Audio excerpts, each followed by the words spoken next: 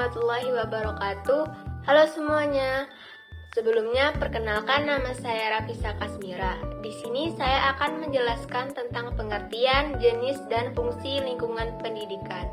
Langsung saja kita masuki poin yang pertama, yaitu pengertian lingkungan pendidikan.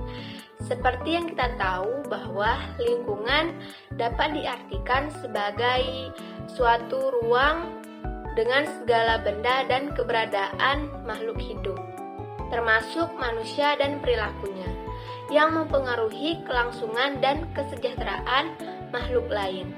Lingkungan dapat dibedakan menjadi lingkungan buatan, lingkungan alam, dan lingkungan sosial. Pendidikan adalah suatu usaha untuk mewujudkan suasana belajar dan proses pembelajaran agar peserta didik dapat secara aktif mengembangkan potensi yang ada pada dirinya. Jadi, lingkungan pendidikan dapat diartikan berbagai faktor yang berpengaruh terhadap praktek pendidikan, dan lingkungan pendidikan sebagai tempat berlangsungnya proses pendidikan yang merupakan bagian dari lingkungan sosial. Poin selanjutnya yaitu jenis lingkungan pendidikan. Lingkungan pendidikan dapat dikategorikan menjadi 3 macam lingkungan yang biasanya disebut Tripusat oleh Ki Hajar Dewantara. Lingkungan yang pertama yaitu lingkungan keluarga.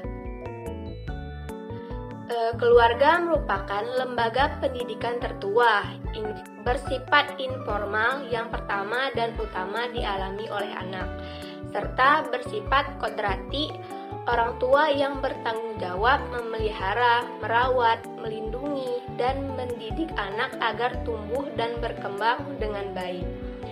Pendidikan keluarga disebut pendidikan utama karena di dalam lingkungan ini potensi yang dimiliki oleh anak dibentuk dan dikembangkan.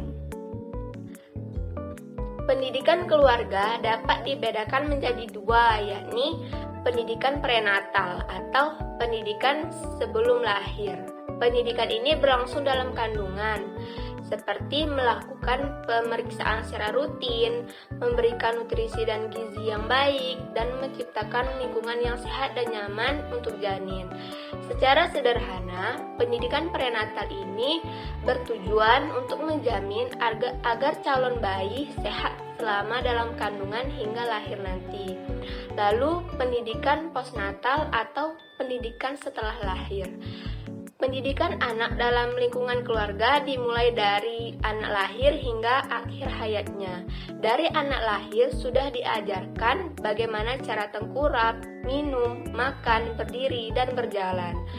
Pendidikan postnatal ini ditujukan sebagai jaminan agar anak dapat menjadi manusia yang baik dan tidak mengalami kesulitan selama proses kehidupan. Lingkungan yang kedua yaitu lingkungan sekolah. Tidak semua tugas mendidik dapat dilakukan oleh orang tua dalam keluarga, terutama dalam hal ilmu pengetahuan dan berbagai macam keterampilan. Lingkungan sekolah memiliki peran penting dalam membentuk pengalaman belajar yang menyeluruh bagi anak. Selain sebagai tempat pembelajaran akademik, lingkungan sekolah juga mempengaruhi perkembangan sosial, emosional, dan karakter anak. Lingkungan yang ketiga yaitu lingkungan masyarakat. Dalam mendidik, lingkungan masyarakat merupakan lingkungan keluarga dan sekolah. Lingkungan pendidikan dalam masyarakat ini telah mulai ketika seseorang untuk beberapa waktu lepas dari asuhan keluarga dan berada di luar pendidikan sekolah. Pengaruh pendidikan tampak lebih luas. Ragam pendidikan yang dialami dalam masyarakat banyak sekali, meliputi segala bidang, baik pembentukan kebiasaan, pembentukan pengetahuan, maupun sikap dan minat. Lalu poin yang terakhir yaitu fungsi lingkungan pendidikan terhadap proses pendidikan manusia. Fungsi lingkungan pendidikan adalah membantu anak dalam interaksi dengan berbagai lingkungan sekitar. Berbagai sumber daya pendidikan yang tersedia agar dapat mencapai tujuan pendidikan yang optimal antara lingkungan satu dengan lingkungan lain yang tidak mungkin untuk berdiri sendiri.